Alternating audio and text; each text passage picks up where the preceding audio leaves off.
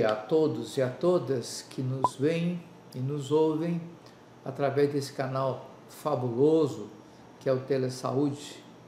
Eu sou Miguel, eu trabalho na saúde do Estado, na Suvisa, Superintendência de Vigilância Sanitária, trabalho com promoção da saúde, né? E estou aqui já há algum tempo no Telesaúde, trabalhando com essas aulas aqui sobre saúde na educação, no nível primário da saúde do Estado.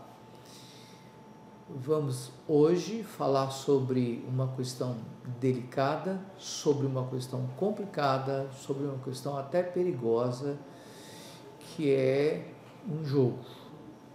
Um jogo que não é conhecido de todos, um jogo que muita gente ignora e não devia, um jogo que, se as pessoas tentarem saber, podem correr risco, né? Que é o jogo da baleia azul. Alguns chamam de o jogo do suicídio, né? Eu disse que é até perigoso porque algumas pessoas que andaram no Google, né, procurando dados, informações com certa frequência sobre esse jogo, foram eventualmente abordados por pessoas pertencentes ao jogo. E as pessoas num tom ostensivo, assim, ameaçador, perguntam, né? O que você está fazendo que está procurando demais baleia azul? Está querendo entrar? Então eles são assim, atrevidos, arrogantes, assim, muito determinados a serem os donos do mundo. E é um jogo. Imagina se não fosse um jogo. O baleia azul, o jogo que eu vou falar agora, tem feito dezenas de vítimas no mundo e é por isso que se tornou um assunto da maior importância para a gente comentar no Telesaúde. Vamos lá? Vocês estão vendo aí a figura dos maiores baleias do mundo, né? Eu ia dizer cetáceos, mas cetáceo é um nome que nem eu mesmo sei como é que é. Tem uma baleia, a baleia azul é uma das maiores baleias do mundo. A baleia azul tem sido caçada quase ao extermínio. Foi proibida a sua caça há algum tempo atrás e hoje existem alguns milhares só de baleias azuis no mundo.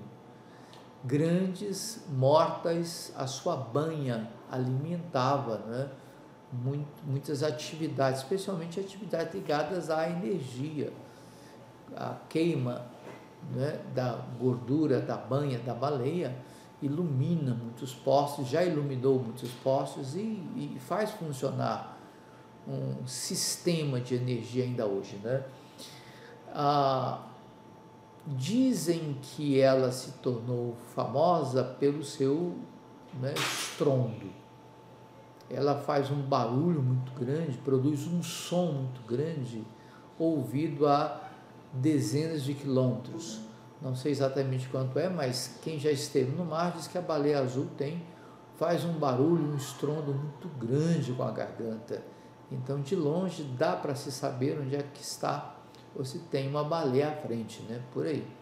Outros dizem que ela é muito conhecida pela sua desabilidade, vou dizer assim, né, com as praias do continente. Ela procura muito as praias, talvez por causa de alimento, e por seu tamanho, né, facilmente presa, fica facilmente presa na areia, encalhada na praia. Então a baleia azul, assim, é morta, muito conhecida por seus encalhes, né, encalhadas em praias, por seu grito de baleia no mar, e também pela caça indiscriminada que quase exterminou essa espécie tão bonita nos oceanos do mundo, né? Agora, o jogo não tem nada a ver com isso. Não sei realmente que relação se pode fazer nesse jogo e a baleia azul, a não ser o fato dela se suicidar, né? Jogando-se em areias mais rasas e morrendo por lá, porque ninguém remove um animal desse tamanho de tantas toneladas. Mas vamos lá. O baleia azul, ele é um jogo coordenado por curadores, e esses curadores, eles têm um empenho muito grande em incluir pessoas, no mundo inteiro, de tal maneira que, uma vez incluída a pessoa, ela recebe do curador tarefas a serem desenvolvidas, tarefas a serem cumpridas. Eu vou ler para vocês aí o que está escrito na projeção, para que vocês tenham uma ideia, pelas tarefas, da natureza desse jogo, que não é brincadeira, é um jogo sério, eu diria um jogo mortal. Tá. Entre os desafios, em termos de tarefa, estão mutilações corporais com navalha e filmes. As tarefas dizem respeito a estas atividades aí descritas na projeção, que eu vou ler para vocês, e quando vocês forem tomando pé de que tarefas são essas, talvez compreendam melhor a natureza desse jogo, né, e suas tarefas. Entre os desafios das tarefas estão mutilações corporais com navalhas e filmes psicodélicos, indicados pelo curador, claro. Eles também podem determinar o desenho de uma baleia azul com uma lâmina no antebraço, então alguém toma uma lâmina e vai desenhando no antebraço a baleia, e depois postar esse desenho na rede social, e numa série de 49 tarefas, a 50ª é o suicídio, né? Por isso que a gente escreve aí, a última tarefa é: tire a sua própria vida. As tarefas são prescritas através de uma abordagem positiva, que as ordena e força os adolescentes à obediência. Força mesmo, gente. Se vocês considerarem, ou já ouvirem, porque eu já ouvi, o tom impositivo, ameaçador, determinante, o tom que ordena as tarefas por parte de quem está do outro lado, comandando o jogo, vocês vão ver que uma personalidade mais fraca facilmente pode ser induzida a cumprir essas tarefas. Há muita força nisso, muita imposição. O comando que induz a conduta autodestrutiva vem do curador, que, entre outras coisas, coopta, contrata e controla a vida dos adolescentes. Essa última expressão aí é muito grave. Controla a vida do adolescente. Essa expressão é muito forte no sentido de que ela, de fato, né, é o que pretende ser em termos de sentido. Ela tem o sentido que tem, é controle da vida mesmo. Não é controle do pensamento, não é controle do que o adolescente fala ou do que o adolescente faz em algum momento. É controle da vida como um todo. A vida como um todo é tomada pelo curador e passa a ser controlada por ele, nos termos dele, nas regras dele, no desejo dele, sempre muito cruel, né? A última parte diz assim: o jogo é perigoso porque parte do princípio de uma aceitação sem volta. Isso é garantido por ameaças à vida até dos familiares. Então, o curador frequentemente diz: você tem um contrato conosco, esse contrato não pode ser quebrado. Essa participação sua por contrato, por aceitação voluntária, não tem volta, de sorte que você, se nos deixar, estará ameaçando a sua família. Alguma coisa de muito ruim vai acontecer com seus familiares e até com você. Portanto, tome cuidado e fique conosco. Não saia, porque senão você pode se arrepender e sua família também. Então vocês veem nesses jogos, nessas tarefas, aliás, e nas circunstâncias em que elas são determinadas, vocês veem a natureza desse jogo, como é que ele é pensado, como é que ele é planejado, como ele é cuidadosamente planejado para induzir com eficácia os adolescentes à obediência. Você diz assim: mas como é que pode isso? Como é que pode remotamente alguém se submeter a outro? Isso é muito comum. Com certa frequência acontece. Há atualmente um estudo que anuncia, que declara, que esclarece um fato preocupante, aquele de que as preferências dos espectadores ou dos usuários, dizendo melhor, do Netflix, são induzidos aos filmes. Há evidências muito fortes que até no Facebook as pessoas se comportam conforme certas figuras, imagens, certas palavras, certas construções de sentido determinam. Então a pessoa sem querer vai se entregando, porque ela já deixou o seu perfil nas redes sociais, na mídia, no espaço cibernético, no Big Data, na grande rede de informações. Então eles sabem tudo sobre muita gente que usa. Se vocês perceberem, quando estão usando as redes sociais, frequentemente são indagadas sobre suas preferências, seus hábitos, sua idade, enfim, onde compra, o que compra, onde vai, como vai, se gosta disso, se gosta daquilo. São grandes empresas de telecomunicações captando mensagens sobre a nossa pessoa, sobre a pessoa de vocês e a minha pessoa, de tal modo a poder nos controlar através de mensagens, ofertas, né?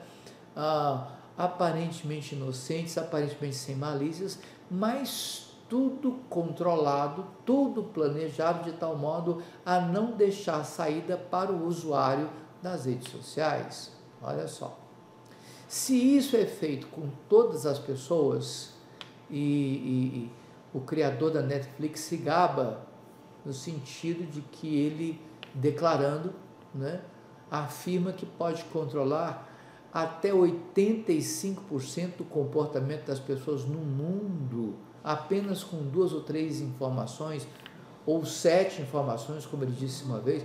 Uma pessoa que me deixa 7 informações, eu sei tudo dela: que cor ela usa, se ela é divorciada, que remédio ela toma, que idade tem, se vive em família, se vive só, quais são suas preferências. Eu posso controlar a pessoa, diz o criador do Netflix. Olha só. Então, se nós estamos com as nossas informações gravadas e registradas e à disposição de indivíduos que nos controlam através das telecomunicações, imagine só o adolescente nas garras, vamos dizer assim, de um curador que tem muitas informações.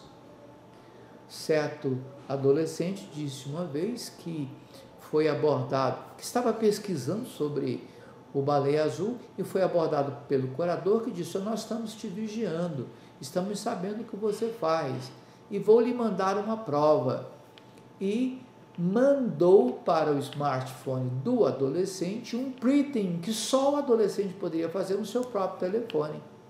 Quer dizer, uma coisa muito complicada. Como é que alguém remotamente manda para um certo adolescente um printing do smartphone do adolescente? Quem não tem muito domínio do que pode a informática, do que pode até as telecomunicações, não tem ideia de como é que isso pode acontecer, mas pode acontecer sim. Eu estou dizendo isso para afirmar um fato que muita gente não sabe. Os curadores sabem mais da vida do adolescente do que os próprios pais. Sabem como controlar o adolescente porque a grande mídia lhe dá condições, sabe o que fazer para condicionar, para induzir, para prender o adolescente no seu jogo, porque de fato a internet lhe dá todos os meios, porque o adolescente já deixou lá o seu perfil inteiro para estudo e os computadores disseram como aquele adolescente pode ser induzido. Não é que o curador fica na sua mesa ou na sua cama bolando de noite, porque eles abordam os adolescentes 4 horas da manhã. Eles não ficam de noite bolando como é que vão fazer para induzir um adolescente ao seu jogo. Não, eles já recebem tudo da rede, já recebem tudo por computação. eles já recebem tudo através desses grandes aparelhos de captação de opiniões e de perfis e até sugestões muito competentes ou muito ativas ou muito eficazes sobre como controlar a vida das pessoas. Adolescente vulnerável vai ser controlado mesmo. Então não duvide disso, né? O jogo não é simples, o jogo não é inocente, o jogo é bem assistido em termos de computação, o jogo é todo planejado em bases de dados que nós nem sabemos que existe, mas que nos controlam à distância, né? Olha só. Vamos lá?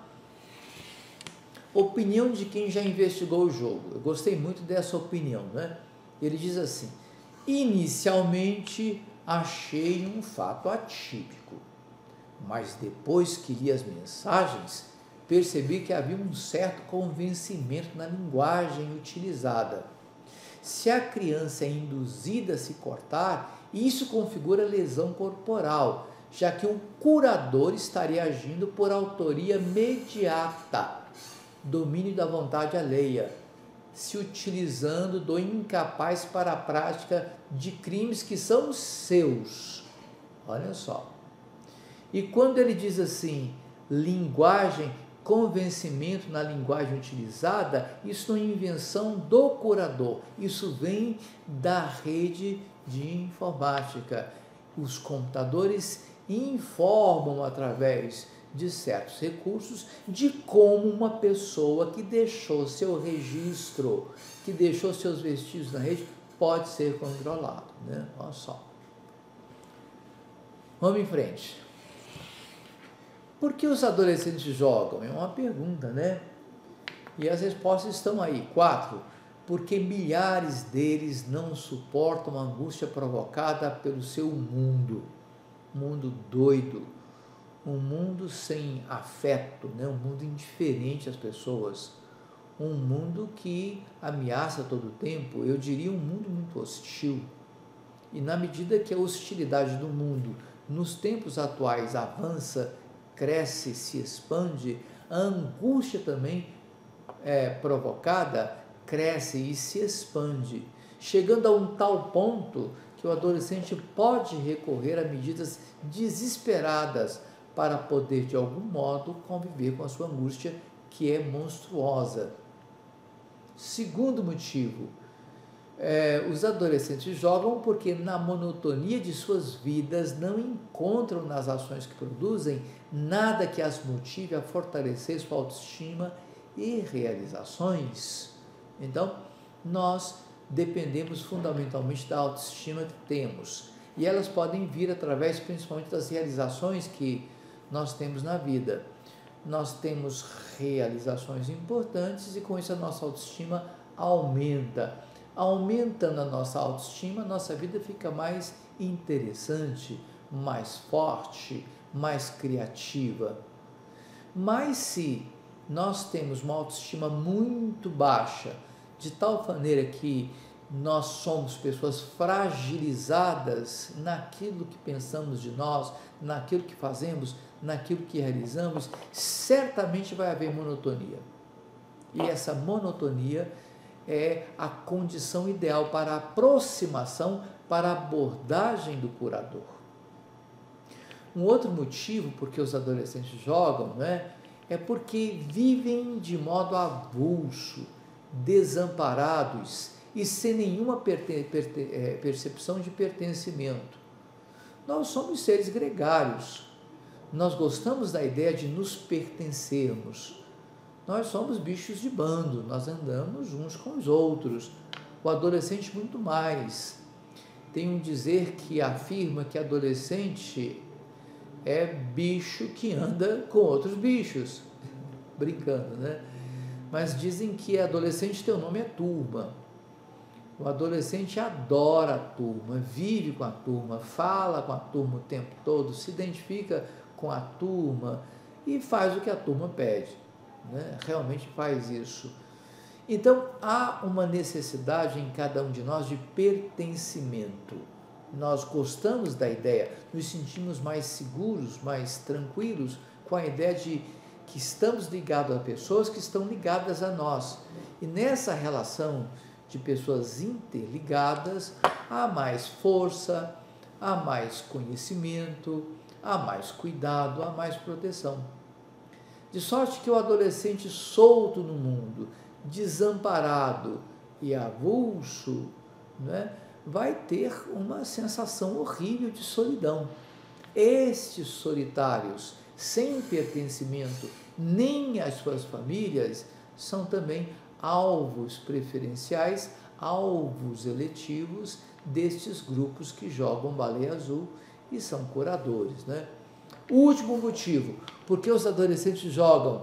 Porque seu estilo de vida, muitas vezes regado a substâncias psicoativas, que são drogas, né, induz sua conduta à depressão e à consequente rejeição de sua identidade. Claro, sem poder pensar muito, sem poder valorizar-se muito, sem poder estar muito ligado a pessoas que poderiam protegê-los, os adolescentes vão, na sua solidão, na sua angústia, na sua ansiedade, consumindo cada vez mais substâncias psicoativas, álcool, tabaco, drogas como a cocaína, como o êxtase, como a maconha, como a heroína, como o LSD, como a cola e outros, vai por aí afora, né?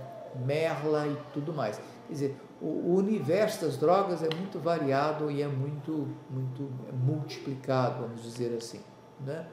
Enfim, estas drogas cooperam de maneira muito segura, muito eficaz na indicação para o curador de que aquele adolescente é vulnerável à sua abordagem, é suscetível de ser abordado com sucesso, por parte do curador, é claro. Então, por esses 4 motivos que eu aí expliquei, e por outros tantos que existem, é claro, é que os adolescentes jogam o baleia azul. Tá. Tem suicídio, Miguel, nesse jogo? Tem sim. Eu falei lá atrás que o suicídio é a 50ª tarefa. São 49 tarefas que envolvem humilhações, mutilações, situações de risco muito alto, enfim, situações complicadas. E que, né, o último passo é o suicídio. Sorte que os adolescentes com alto grau de vulnerabilidade e que estão em situação de risco mesmo, são facilmente induzidas ao autoextermínio. Sua imaturidade os faz exporem-se a riscos importantes, dentre eles a busca pelo autoextermínio. O que eu estou dizendo aí? Estou dizendo que suicídio não é coisa incomum, não.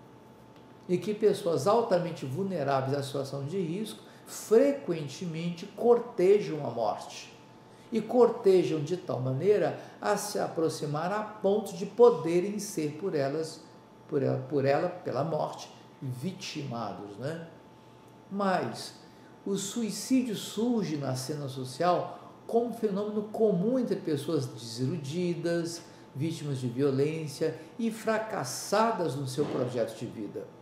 Eu destaco aqui o fato de serem vítimas de violência. Eu já conversei pessoalmente, já entrevistei pessoalmente dezenas de vítimas de violência, porque eu trabalho também com violência. E a maioria dessas vítimas sofre de uma ideia permanente de autoextermínio. Elas pensam muito em suicídio. Talvez porque a ideia de terem sido vítimas, não é, cause uma humilhação tão grande, deixa a pessoa tão fragilizada que elas pensam na morte como alívio. Morrendo, elas não terão que pensar na violência que sofreram. Morrendo, não terão que enfrentar, que conviver com as marcas que a violência deixa, principalmente a violência doméstica. Então, mulheres de homens violentos, filhos de casais violentos, né?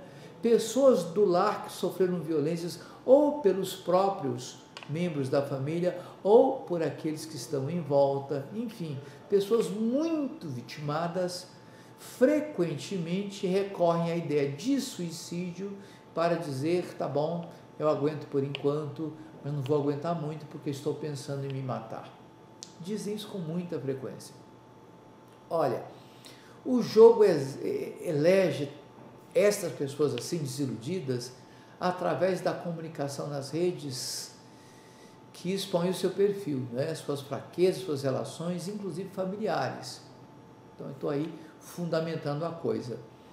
O curador chega até essas pessoas vítimas de violência, pessoas que têm um projeto de vida fracassado, pessoas desiludidas, através das redes sociais.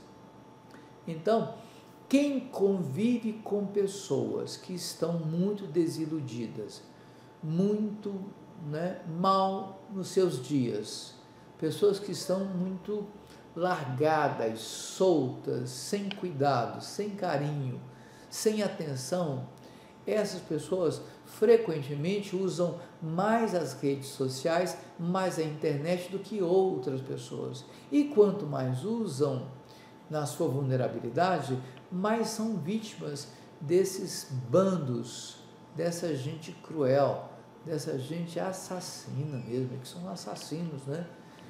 E sem chance de escaparem. O que fazer? Os adolescentes muito vulneráveis devem ser acompanhados, gente, acompanhados. Quem acompanha, acompanha conhecendo, acompanha amando, acompanha se aproximando, acompanha dando a mão, acompanha seguindo os passos, acompanha estando por perto, acompanha sendo uma pessoa presente. Isso é acompanhar, tudo isso. De sorte que há na família, há na escola, há no bairro, adolescentes muito vulneráveis, quer por situações envolvendo drogas, envolvendo violência, envolvendo uma família desagregada e disfuncional, envolvendo fracassos escolares importantes, não é? Estes adolescentes devem ser acompanhados, porque certamente são adolescentes que vão, mais cedo ou mais tarde, ser vítimas de pessoas cruéis, como o curador ou os curadores do Baleia Azul.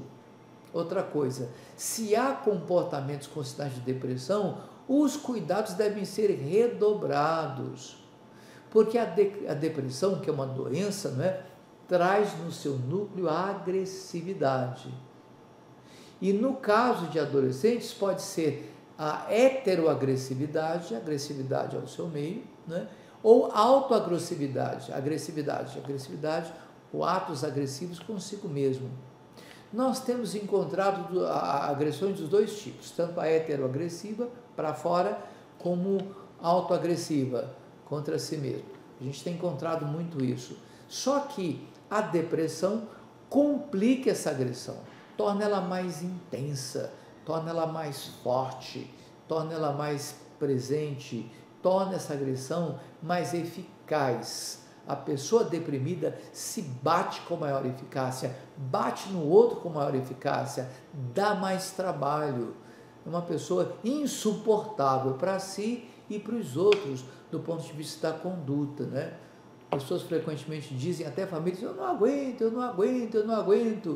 Por isso a gente até, pede com muita frequência e até com muita intensidade, no sentido de que pessoas, principalmente adolescentes e jovens, que não é tempo para isso, deprimidos, procurem ajuda profissional, psicológica, psiquiátrica, que tomem antidepressivos, porque senão serão deixadas sozinhas. E isso não pode acontecer, porque há que se acompanhar pessoas em depressão, onde for, né? A última recomendação é: a presença da família como cuidadora e protetora pode fortalecer, pode orientar e pode prevenir os suicídios. Muitas famílias falam, e a gente até compreende, porque é difícil para elas culparem-se, e aí não é uma questão de culpa, de jeito nenhum. O suicídio não é uma questão de culpa de ninguém, nem de quem se matou, nem da família que estava por perto. Não vamos culpar ninguém, não é esse o caso, Mas nós sabemos que se a família for suficientemente protetora, fortalecer os laços com a pessoa, muito eficazmente, e orientar essa pessoa estará prevenindo, essa família estará prevenindo os suicídios. Isso com toda certeza, né? Ok, essas são as dicas, é um pouco do jogo. Nós vamos produzir uma aula com outros elementos do balé azul, que será a parte 2. Um abraço, até mais ver.